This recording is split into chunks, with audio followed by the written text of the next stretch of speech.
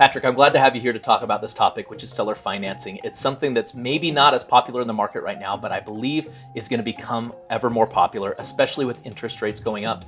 You have a lending background in addition to being a real estate agent, and I would love for you to share with people what are some of the challenges that people run into when trying to finance a home traditionally. Yep, that's exactly right, Christian. Three things come to mind. It's going to be your FICO score, income, and then down payment. Those are the three things that are going to be, you're going to run into some roadblocks when it comes to that. Absolutely. So when you say FICO score, you're talking about that credit score. And luckily with seller financing, oftentimes there aren't those requirements as far as your FICO score. So somebody can come in with low credit or even no credit and be able to get into a home. That's absolutely correct. And then the same with down payment. A lot of people, they can have cash in their bank. They like to throw cash as a down payment.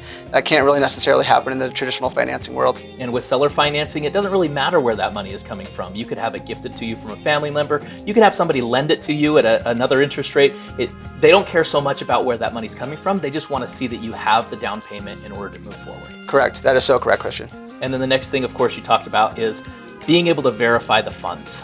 Oftentimes people have a side hustle, or their business is new, or they have income that just doesn't qualify for the banks traditionally. And with seller financing, as long as you can show that you can make the payments, typically you can step into a home. That's true. A lot of people, they do have side gigs, and that can more than pay for the mortgage payment that they're looking for.